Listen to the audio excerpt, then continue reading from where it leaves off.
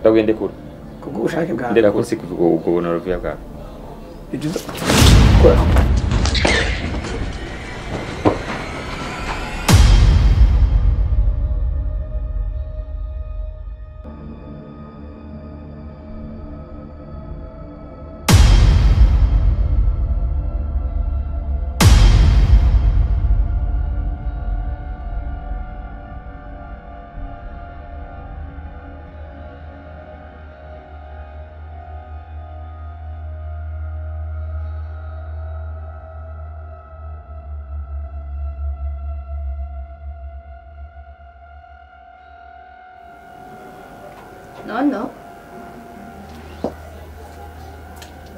No.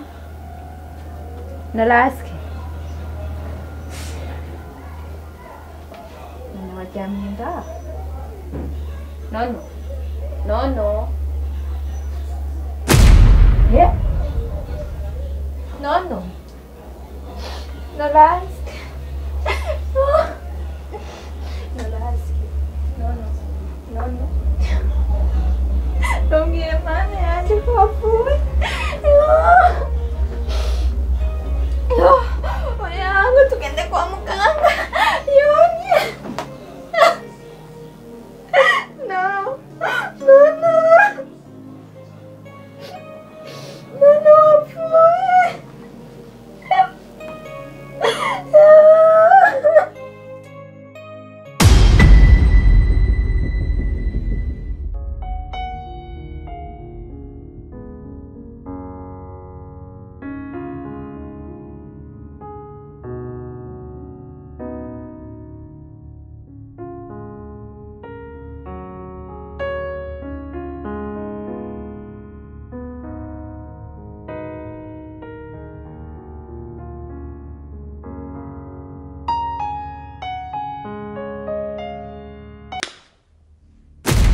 Wamichanyiwe.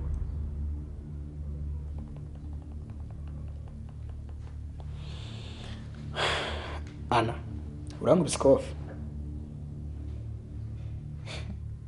Ndakukubise. Habwiye ari kwicara ikaja kukuzika wazitsurundi. Uramishe naraske.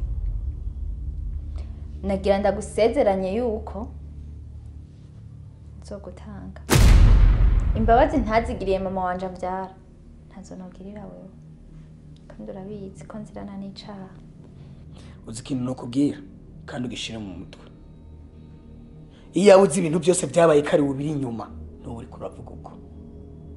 Ubone uteruye ukuboko kwawe ukashira kuri kofe jewe uyu. Nuraske kuba yarapfuye ni kubera wewe. Kandi nta nubwo nicuza kuba Nuraske yarapfuye kuko ibyo yankoze ni byinshi. Biruta nuko yari gupfa. Bujya gupfa numva umenga ntivyarangi none amuzura nkamwica kabiri. Gusiki icyo gutangaza etwa kubera iki? Ikindi womenya Nuraske sije namwisha ni sanganya ryabaye kuko nugongwa mwibarabara aragongwa gapfa. Byiza yoguma hagati yanje nawe kuko nije tubizi gusa. Hariya mabanga umuntu atategorezwa kuvuga biba bisaba kahora kugira abandanye baho neza. Uziki no kubwira byiza wohora kugira no bivuga woza kwishimisha hari ubundi buzima buri kurasinzikaza. Ibangariza ibyo nawe kuko nije tubizi gusa kugeza n'isana Nuraske namuzize. Ngene wigira rero mengo usiga urengeye abantu bose bari kwisi. Bazitabuziga. Eda sinkeneye kukona amaso yanje. Ana isi turiko igihane irazunguruka kandi ntabwo yisi ntabwo twovuga yuko itari ko shetani ayiriho kandi arayikontrola. Burya rero muri iyi si hari ibintu bibiri, ukuri n'ubeshe. Hariho kuvuga ukuri no kukureka. Hari kuvuga ukuri ukakuzira no kukureka ukabandanya ubaho. Hari no kubesha kugira ubeho. burya rero ukuri kose kovugwa hari igihe bikenerwa yuko ubesha kugira ubuzima bwawe bubandanye burimeze neza. Sinzi rero ibyo ushaka kuvyura mara ngo mu rukiko ngo iki byiza wohora kugira n'ibyo bikugaruka canke bikugirira ingorane. Eda sinkeneye kukubona amaso yanje. Tuzongera tubonane je nawe mu rukiko. Nje nawe mu rukiko.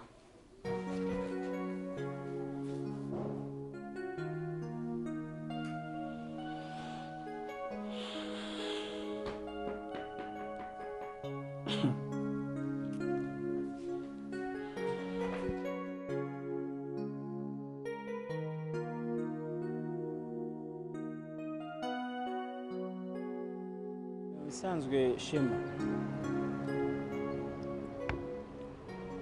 impamvu naguhamagaye ngaha nashaka tugisho tuganira nk'abantu bakuze. Mu bisanzwe naramenye ibintu byinshi urabizi ko ntaco ntazi. Mvuze ati relation yari hagati yawe n'umugore wanje, ariko kenshi nasanze nanje nafise amakosa kuba ntitaho urugo rwanje, nkabandanya ngenda mu vy'ishengero nkibagira urugo. Ndabona ko nagize uruhare muri ivyo bintu. Rero nashaka kumenyesha ko nahindutse, nabaye mushasha nganite urugo rwanje, kubera ko hajya mu rugo ata mahoro n'ibindi bintu byose nta mahoro abaho. Umwanya nataye ndangara nibaza ko ari urya nyene bitakigarutse ukundi. Kubw'ivyo rero nk'umupare wanje nashaka nkubwire yuko mugerageza ukaja kure ya bijya bintu mwahora mugira, kubera ko uje na madamu turi bashasha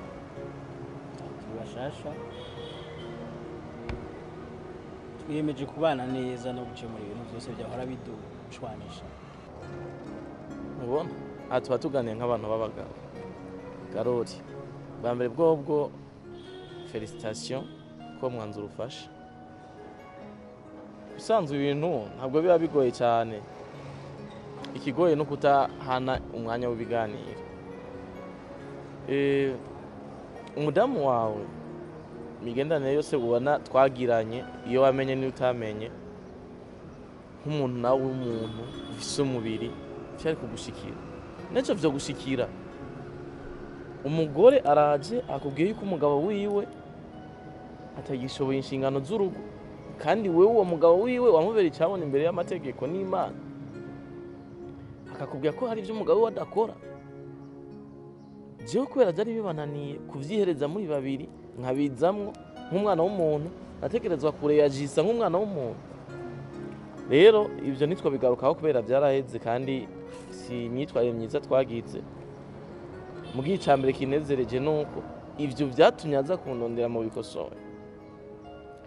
Rero ndaguteye intege ko mwanzuro mwiza wafashe, muze mu bigenze neza, mubane neza, ariko kandi ubihagararire, wubaka urugo rw'iwawe. Urugo n'abantu babiri, wewe n'ujya mudamu w'iwawe, byose muzobiheza. Yego jewe ku ruhande rw'iwanje vraiment amanyanga yose ashobora kuyareka, ubwo je vraiment mu rugo rwawe nawe neze urabizi ko twavanye kure mwana wa mama. Je vraiment nta mahoro. Hanyuma ahantu hose bitagenze neza, kuko Imana umbabarire, ngwize ko imbabazi ntiyari jewe, sinigeze ndaguhemukira mu buzima bwose twacanyemo imbere ya mariage, ariko kuba byarashitse nk'umuntu usenga ni Satani. Mbabarire akantu kose nagukoreye, umbabarire vraiment. Hanyuma twibanire fresh, jewe n'ukuri nzokwishima ubanye neza n'umudamu w'iwawe, ariko kandi nanze tubanye neza, nukuri Imana umbabarire. Ni byiza ko bitahura, ndumva aramarama hamwe n'Imana. Nizera ko urugo rwanje rugiye gusubira kuja ku murongo, ibyo twahora dupfa na madamu bigahera, kubaka urugo rwacu rukaguma. Nduru mu muryango nazirambiwe. Bane fresh, ahubwo urazi ikintu, iyo n'umudamu wamuhamagara byari kuba ari byiza cyane, ariko cyo novuga ni iki, iyo nkuru nziza niyo yumva nawe ndaza aza kuryoherwa naho ubundi ku bwanje vraiment alezi n'amahoro kandi ndazi nawe araza kubitahura twibananiza ubucuti mwana na mama abagabo baba bakwiye gupfa ibintu bifadika gupfa umugore vraiment ntabwo byari ibintu byiza cyane yego vraiment kagutembe neza mwana na mama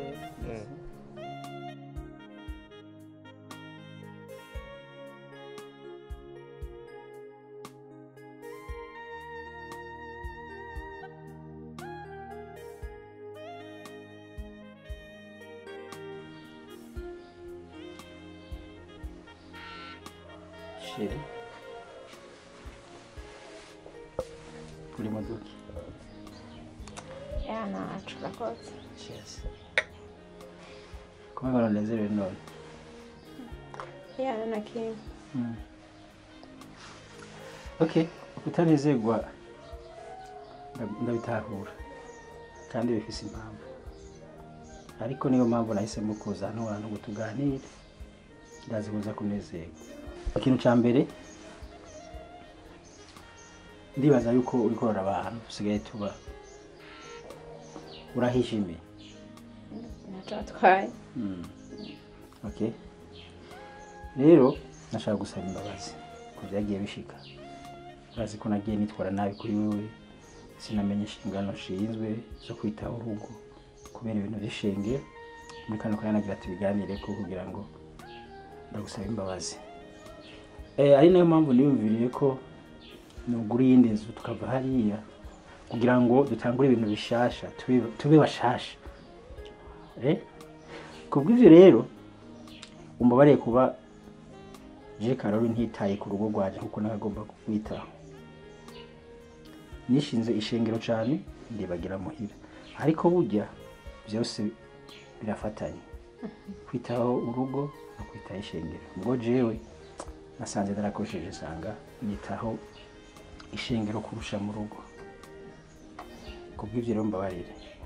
Hama ikindi narashoboye kuganira na Pare ndamenya amakosa yose mwagiye murakora turaganira ariko nyine sanga byose kubana na umunyamakosa mu ruko ndabigenza ariko ndavuga ati nje gusaba imbabazi amatangura ibishasha kandi nizere utazobibandanya sivyo ubungiye kuba wawe. Shira nimba ari ikintu kinezereje cyangwa igihe mbaye umutima wanje no kumva amajambo ari uri kurayavuga ni kuri ko wiyumviriye kunsaba imbabazi ukiyumvira guhinduka Imana wamwijira ishimwe. Amen. Ndabizi nyine ashobora kuba nanje naritwaye kutariko ariko nyine akenshi ni wawe bintera ntayicara nkiyumvira nega mana n'urukundo rwose neretse Karoli n'ukuri namwitangiye n'umutima wanje n'ubwenge bwanje bwose yabiguje n'ubusako yari ahitamo guhitamo ishengero hagati yanje n'urushengero nyine numva birambabaje nditwara kujya wabonye ariko ko yumvire guhinduka nanje ndagusezeranya ko guhera uyu munsi wa none ngiye kukubera umugore mwiza. Wow. Ngiye kubera umugore mwiza kandi warakoze wakoze neza. Ngiye kubera umugabo mwiza. Merci. No kuri kw'Imana. Nudosubira kunsiga mu gitabo. Dosubira kumbanira. Za pere zawe na pasiteri. Oya, bya nizosubira. Ibintu byo kwama mu byishengero buri kanya narabihagaritse kuko urabona ko byagira bisenyera. Ndabakunda cyane kandi urabizi. Nanjye ndabakunda.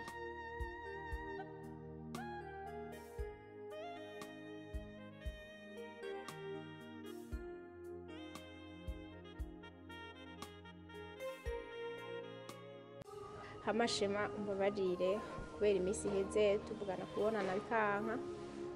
Uyu munsi rero nabonye umengo no gutumaho kugira ngo tuganire. Mfite ikintu ushaka ko tuvugana si kindi. Se kumbabarira nibishika nkakoresha imvugo itari nziza. Gusa ngomba kubwira ibintu ko ndavyumva. Ikintu nshaka gusaba nagari kindi kintu. Shema ndabizi neza je natwacanye mu bintu byinshi. Kabone uko byaheze nyene bitaheze neza ariko twacanye muri byinshi ariko kuri no munsi wa none nje ngaye imbere yawe nzanywe n'ibitandukanye n'ibyo nashaka gusaba koko ndabizi ko wankatiye ariko nk'abantu bakundanye canke nimba barigeze kunkunda navyo nzi ariko hakaba hari n'agatima gato yikangano wo mufiseko ukuri bihagarare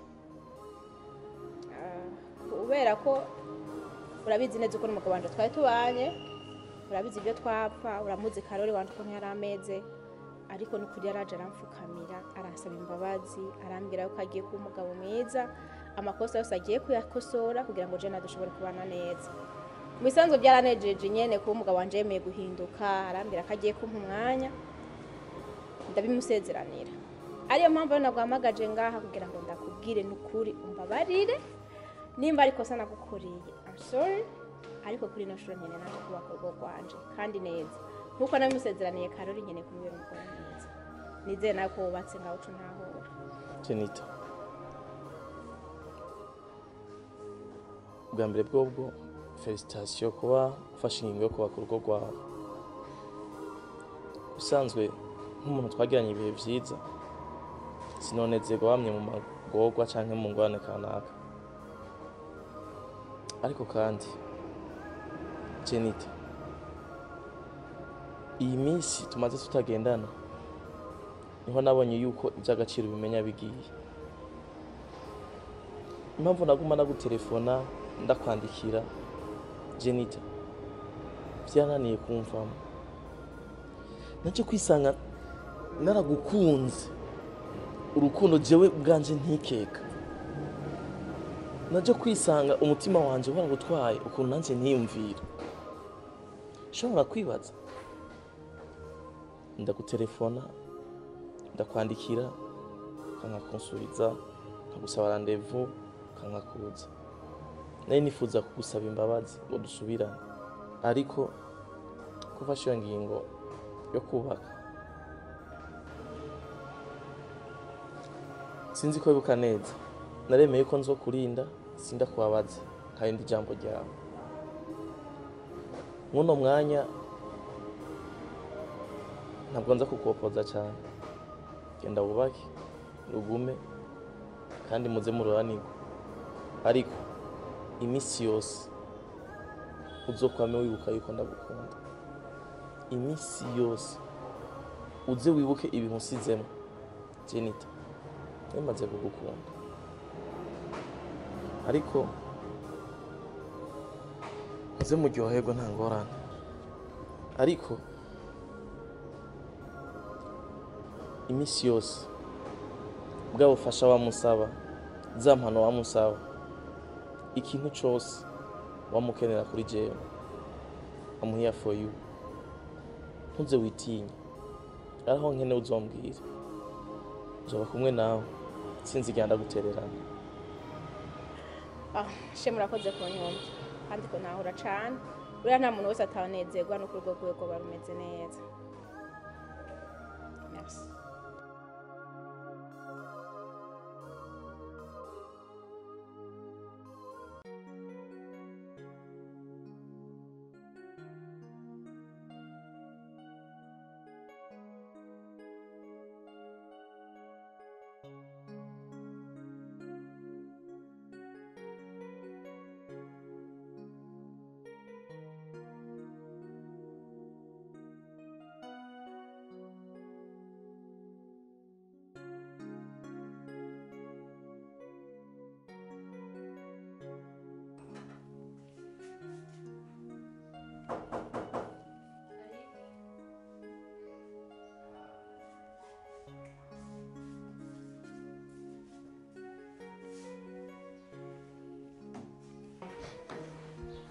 sa wewe kandi nakubwiye gute ko nzosubira kubonana nawe amasomo yandi tugiye mu rukiko ndagushengeze nkuko nashengeje mama kintu ngomba ndakubwire ni kukuri kandi bishira mu mutwe ntiyazugire n'umunsi n'umwe uzigera ubitesha agaciro kuko bizokwamaho kora ibyo ushaka byose ukora icyo wiyumvamwo wafungisha wagira gute umenye ikintu icyo ari cyo cyose gukora ko jewe ntazigera ndakuva inyuma marumbwire ngo siningire muri iyi nzu ikintu ukura mu mutwe je nawe nzigera ngira ubwishwa nzokwama naje ubyangu byemera nzoza tu kuko ndagukunda mbe ndakubaza bibaza yuko no kwibagira ko wishe Noraski ikindi naco none abo nzokundana bose nabo uzoza uragenda wica uzonkurikirana kugeza ryari nyimba je nawe warankunda dufate ka vyari ivy'ubwana ubu twarakuze ufise amahitamo y'iwanje kandi ndagusabye umva inyuma umpe n'amahoro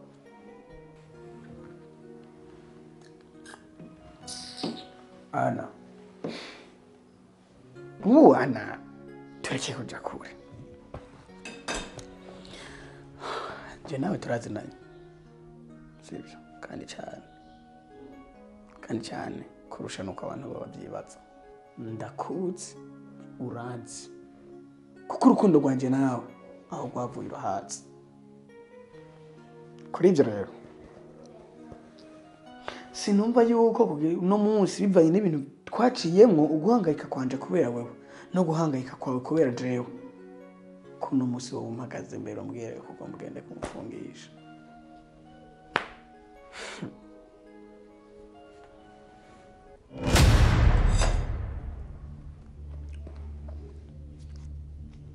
nizere yuko ufise ubwenge bwibutsa ubwo watora imbugita ukayimpa ngo ndakwica nuko wakumva yuko udashoboye kuba utafise ukumva neza yuko ubuzima bwawe bwohagarara ukava ku isi situwasiyo wari urimo kijya gihe wakumva umenga ntiwobaho kugeza isaha nanje nikomeze kugira ngo nshatse gusobanura iki nturinde unjana mu gasho wigunyararaza untangaza umvuga uko ntari mara ngo mfungwe kuko ninafungwa nzovayo kandi ninagaruka nzoza kukurondera ntibisobanura ko wansize mu gasho yuko uzobunyisha byiza rero wonyica kugira mveho burundu wumva amahoro utekanye sindi tayari kubaho ndakubona uri mu rukundo n'undi muntu kandi na Noraski ntabwo namwishe ku bushake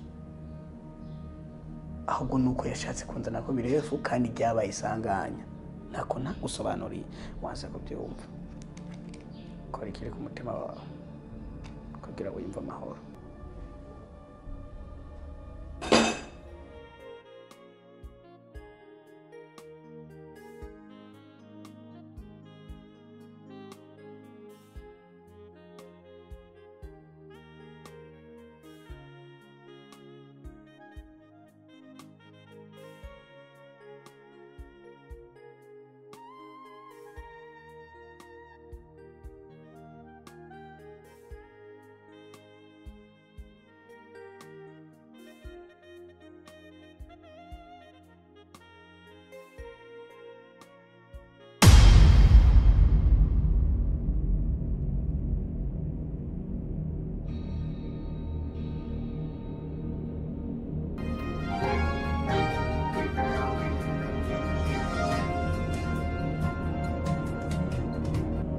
murawe ikaze mu makuru mu Kirundi mushikirizwa na Emmanuel Nayishakiye.